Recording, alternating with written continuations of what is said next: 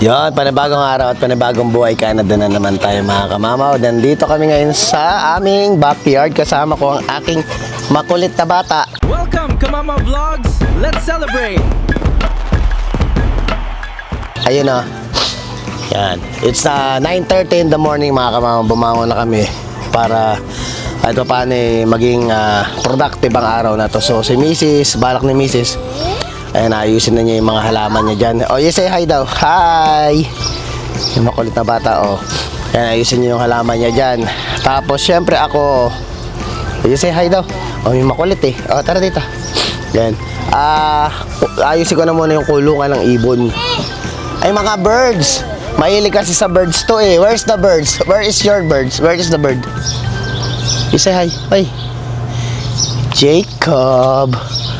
Jacob, ayan na si Jacob, oh. Hello. Ayun mga kamama ko, naririnig nyo, ang daming huni ng ibon, di ba? So ayan, gusto ni Mrs., gumawa kami ng kulungan para daw yung bala ko dito ko lalagay. Dito sa may bandang ibaba lang na to, ayan. Ayun, sa may nakalagay na pa ako ngayon, diyan ako sasabit. Para daw kung sakaling si Jacob ay nandito sa backyard at yung mga ibon lalagyan kasi pakainin at patukaan yan nakikita nung bata. Gusto kasi ni Jacob yung nakakita siya ng ibon, tuwan-tuwa eh. Ayan. Umaga pa lang ayan, nagyaya na siya dyan. Yung bata na yan. So ayan, dito na kami nag-breakfast ni Mrs. Oh, that's my coffee. Is milk, ano to, water? Oh, ay may smoothie siya. Smoothie eh. Luto si Mrs. ng mozzarella tsaka yung namin lemon square cheesecake. At syempre di mawawala yung mga alaga natin iyan. Hera yun, ito man tayo. Shoutout pala kay paring Harold Lapitan dahil biligyan niya tayo ng ayan, pang bonfire sa darating nating camping. Di ko siguro madadala lahat kasi kakainin niya yung space ng trunk ko. So kalahati or 1/4 lang muna siguro yung daling ko.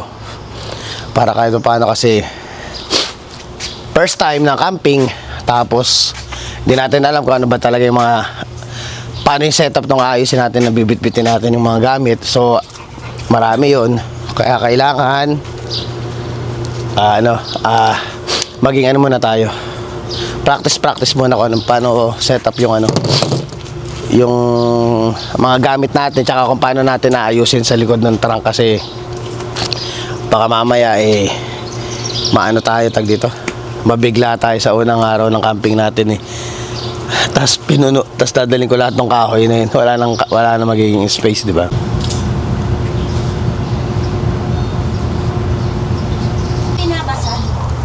Ayun mga kamamo, ito palang gagamitin natin. Wala na pala akong screen na malaki, yung matigas. Sabi ko kahit wala na akong kahoy nakakagawa tayo So ito lang nakita ko sa loob ng bahay. Siyempre mga tornilyo, pako, martilyo. Sakali ito, bala ko sana panali dun sa screen kaso ginamit na pala natin lahat. Natodo na pala natin lahat sa natin dun sa may pintuan ng dito ng screen natin. And then tabla. Bala ko gagantuhin ko na lang yung tabla. Ang problema, wala rin tayong lagari. So kung ano lang ang pwedeng ma-improvise natin, yun na lang ang gagawin natin. So let's go. Tanggalin muna natin tong sa yung sa kulungan ng ibon na to. Sinabit lang pala niyang ganito.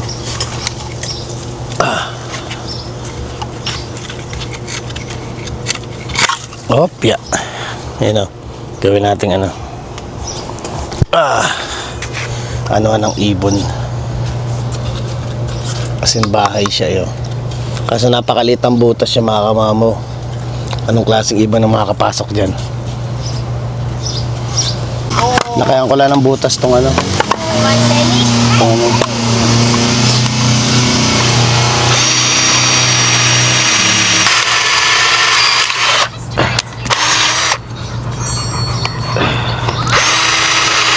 yan, pukpukin ko na lang ng martilyo. Wala tayong lagari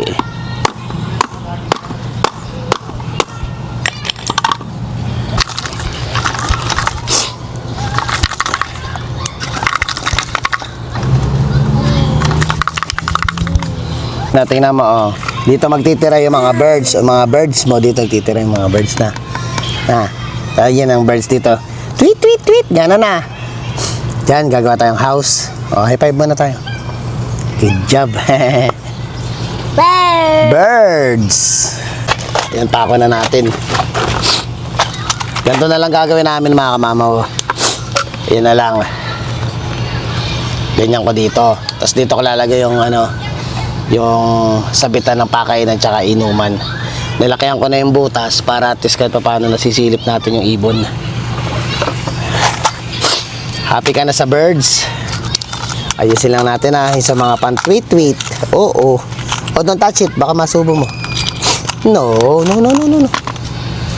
No.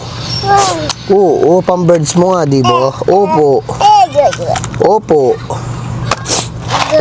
Oo, sa bird. Sabihin mo, bird. Bye.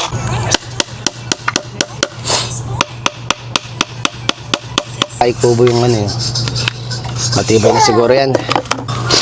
Ito tatalian natin para at least hindi siya basa-basa, Kulang tayo sa gamit pero kahit paano nakakagawa tayo ng paraan. Pagsamantala, hindi na mahulog yan.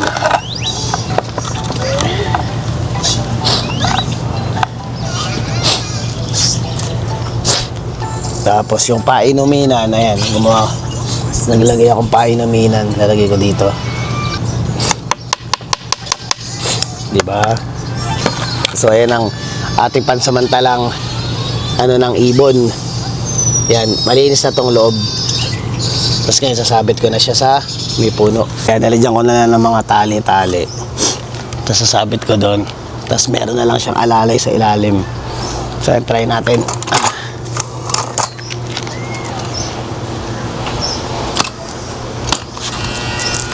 Kopya.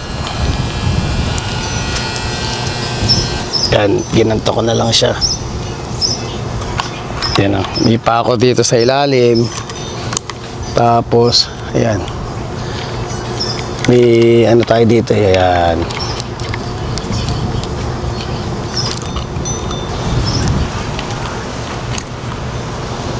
Ayan. So, ayusin natin yung pako ngayon. Iangat ko siya. Sa may ibabaw ko siya. Mga kamamaw. Lagyan natin water. Ayun o. Didrink yung birds o. Water. Yan, magdidrink yung bird dyan. Tingnan natin kung may dyan okay na Yung kulungan ng birds ni Jacob ay bird. Eat sila dyan, eat. Tapos punta doon bahay. Sleep, sleep. Na high five na tayo, high five. High five. Yay! May sumpong. Ayan, dito tayo sa labas. Nakakita akong papel de Lea dito sa may bahay. Kasi bumili pa ako ng So, kasing ko lang ng konti, try lang natin. Para at least mamayang hapon, medyo parang talagang parang di ko feel yung masyadong magbabad sa araw. Parang nakakapagod. Napapagod yung katawan ko. Hindi ako takot umitim. Kaso nga lang, napapagod yung katawan ko pag yung nakababad ka sa araw. So ngayon, dito tayo sa may labas. Di ko na pinark sa may backyard namin. So, tatry ko lang kiskising kasi meron ditong mga kamamay mga kalawang kasi yan tatry ko lang. Ayan yan, nagbabakbak siya. Ang gagawin ko naman kasi dito, babrushing ko naman siya ibabrush ko siya. After ko kikiskis na naman lang, konti lang naman kahit pa paano matanggal yung kalawang.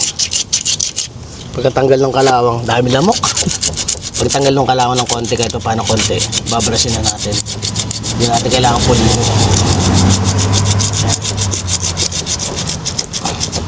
Brush saka gagamitin natin ng anti-rust na not bad tatanggal agad ayun mga gatong lamok. Buti na lang di uso dengue dito. May misis na tumambay sa sa likuran dahil masarap na tumambay pag hapon.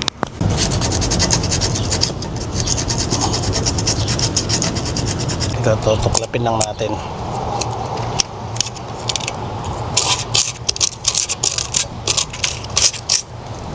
Lapin natin yung mga ano.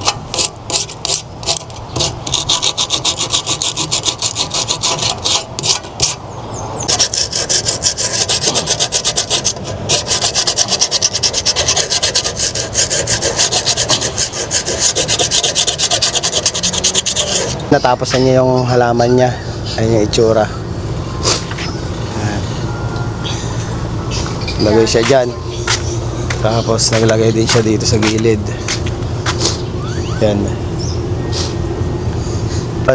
Sprayan ko yung ano, sprayan ko muna ng tubig yung sasakyan. Tapos para atas mahugasan yung mga nakiskis natin na ano, nilihan nating kalawang. Tapos mamaya pag natuyo, at least ano na siya, kumbaga nalinis na siya. Hindi na natin mapipinturahan yung mga natirang debre ng ano, ng kalawang dun sa sasakyan natin.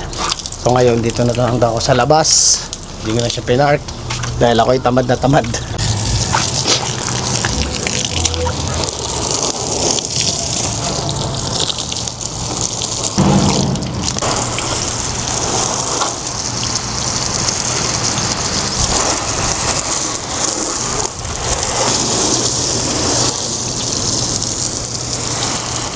Damay na natin tong ano, harapan.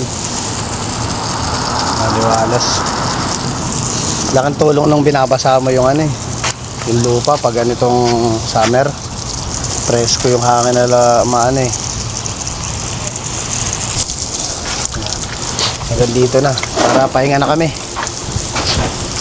Eh di pala pahinga, mamaya pa na nagyaya pala sa ano. Nagyaya sa park ulit. Magbabike. Eh, hindi naman yung nagamit sa atin na biling lupa noong nakaraan. Balakata niya, magdadagdag daw siya. Pag ganyan, pagbigyan nyo na lang. Para makatanggal din, nakakatanggal din naman ng stress ng halaman. Yun, naka-edit ng konti. So ngayon nagkayayaan, bibili muna ng halo-halo daw sa Al's Kitchen. Para syempre, salubungin natin yung init ng panahon. Then, punta kami sa park. Magbabike si Jacob, yun na namin kakainin yung halo-halo para kahit paano yung maganda tayong ano, yung maganda tayo sa mata, magandang paligid, magandang environment yung ano natin, tsaka para masulit natin yung day off, di ba? Then mamayang hapon papark ko naman tong sasakyan sa likod. Ayun, pipinturahan ko siya, tapos si Mrs. ay nagyayaya uling kumain. Doon kami magdi-dinner sa aming backyard. Pupunta kami sa park. Kiss mo na, daddy, kiss. Kiss. Kiss na rin mag-kiss.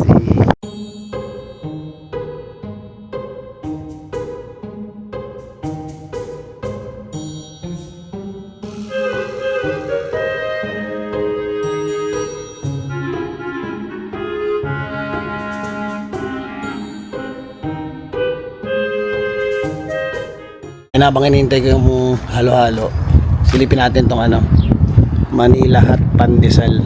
Ayan. So ayan o, may naamoy yung tinapay mga kamamo. So kuha tayo ng isang balot po ako, ate. Ayan, sa mga gusto naman nung itry yung Manila Pandesal, tama po ba, ate? Manila Hot Pandesal. Manila Hot Pandesal, ayan. Dito lang po yan sa malapit dito sa Al's Kitchen. Ayan, diyan po yung menu nila. Yan. Naka-promo price pa pala tayo, nakakuha pala tayo, di ko nabanggit.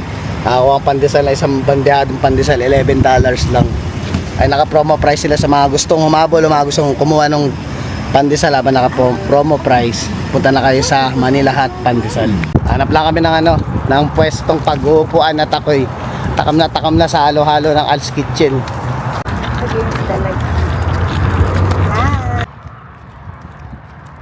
Oh no! Oh no.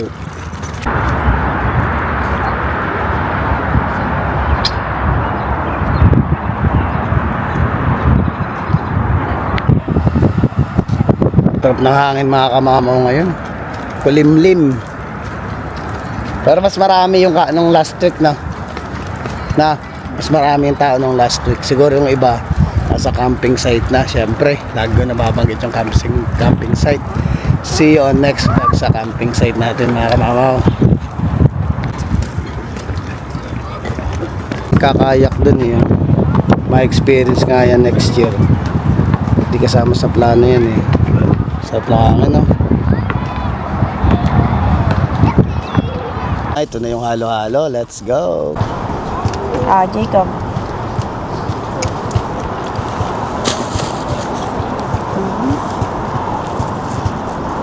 Jacob, are you happy? Hello daw, hello. Sabi mo, thank you. Sabi mo, thank you.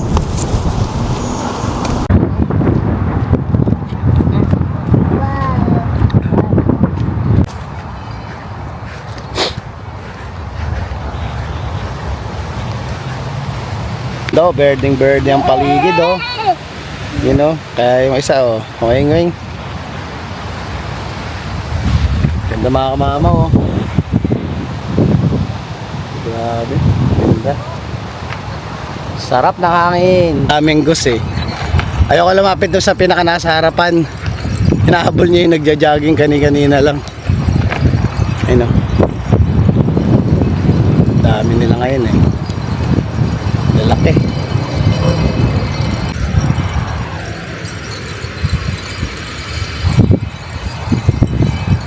Ito kami sa Dolorama at naghahanap ng pangano to ng halaman. Pangharang daw yun para hindi mapuntaan ni Jacob tsaka alaga nating aso. Yun. So ngayon, baka bukas ko na lang pipinturahan yung sasakyan. Sa umaga pagising ko na lang para tapos bago ko pumasok kahapon is napinturahan na siya. So ngayon, pag-uwi namin, doon kami maghahaponan sa may backyard. Daming ano yun. Mga panghalaman. Dito sa Dolorama. Yan. Kapang garden. Ay, may airplane. May airplane. One day later. Ay, good morning mga kamamaw. Hindi natuloy kahapon yung pagpipintura ko. Inabot kami ng takip silim sa labas. Tapos, sabi ni Miss, doon na lang din kami sa loob ng bahay kumain. Oh. Tsaka pagod din. Kaya ngayon, dito muna kami sa labas. Nakawilihan namin ni Mrs. ngayon. Breakfast kami. What's our breakfast for today? We have bacon and egg and toasted bread. So, yun, dito na kami. Habulin na namin yung pagkakataon kasi para mukhang uulan ngayong araw na to. Kaya yung mga plano-plano natin eh hindi matuloy-tuloy. Kaya pala sorry mga kamang, hinayos ko kasi camera. Kaya pala hindi matuloy-tuloy yung ano namin kahapon. Pero nung inaano ko na mga kamamaw yung nililiha ko na yung yung sasakyan. Naisipan ko na rin pinturahan. Dapat pala pininturahan ko na kahapon. Para sana tuyo na siya ngayon. Grabe kasi nakakatamad nung magaan sa may init ng araw eh. Tapos syempre may makulit pa kami. Si Jacob napakakulit. Siguradong pag dito pinark din kasi yan, ang tendency niya pupunta sa Jacob. Mangungulit na mangungulit.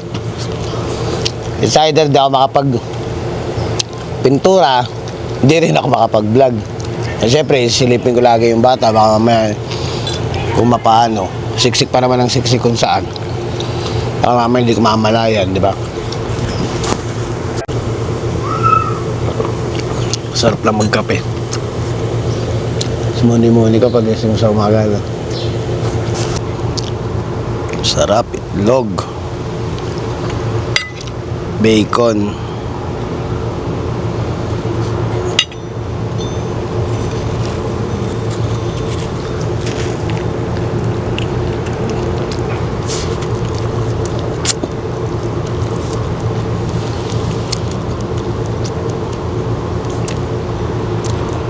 Pinturahan na natin kahit na medyo makulimlim. Mukha namang aabot pa naman to siguro. Hindi naman talaga totally uulan.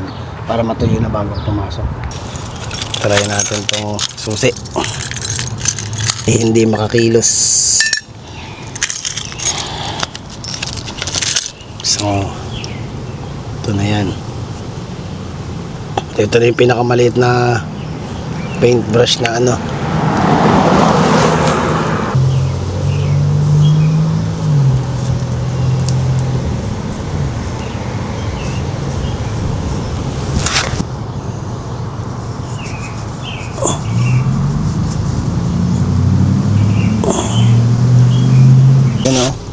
Naano ko na Wow, bagong-bago na itsura. Ito naman, Gilid.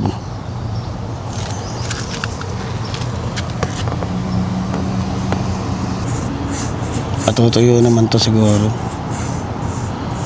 Mahalaga lang kahit pa paano, maaga pa. Kung sakali, ito kasi luma na to eh. Pero ibig sabihin, gat maaari, naaagapan mo. Yun ang kagandahan naman sa akin na hindi ko na hinihintay na talagang totaling mag na. Pero itong binili kong ito dati, talagang na siya. Luma na talaga. Actually, napamahal pa nga bili ko dito kasi nung nakaraan nagtingin ako sa marketplace, merong mas mura pa na mas maganda pa dito eh. Kaso nga lang, nabili ko na siya eh.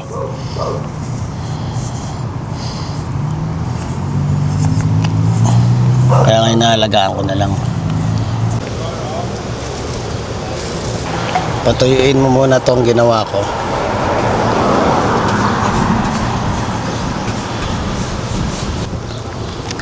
Mas mabilis pa eh, napabilis pa ako nung pabrush eh. Pag spray tas nakakabit na dito, ang hirap yun eh. Yung bubong ng sasakyan ang mapipintura hindi naman pang sasakyan tong yung pintura natin eh. Diba?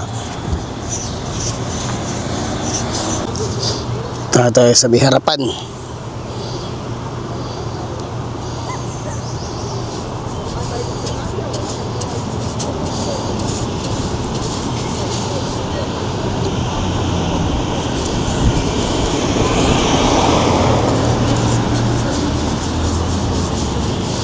Para puro gilid na lang mamaya.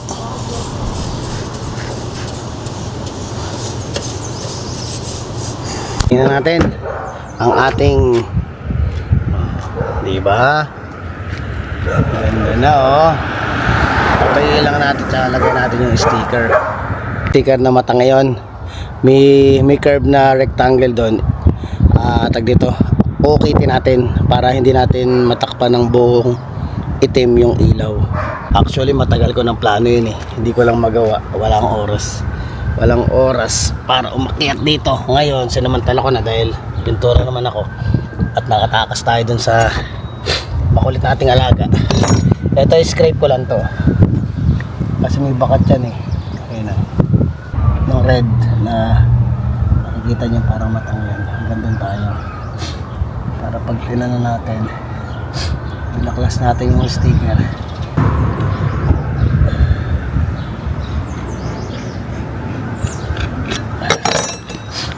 Yan. Para pag umilaw, ito lang yung kasi napansin ko parang tatakpan niya yung ilaw eh. Para yun lang. Kasi ito lang naman ang mahalaga dyan, yung pulang yan eh. Yun lang naglalabas ng magandang ilaw pag gabi. So at least kahit paano yung mga nandito, lalabas na yung ilaw niya. Ganda ng pagkakapintura natin. Pinuri yung sarili, no? Yan, medyo sa gilid. Solid. Mga kamamawat, ako magpapahinga na. At bala ko sana kung kayang i-edit na ito bago pumasok, i-edit ko or pag-uwi ko na lang mamaya. So maraming salamat sa panonood. Dinabot pa tayo ng kinabukasan. So please don't forget to like, share, subscribe, and hit the notification bell for more updates of my video. See you mga kamamawat.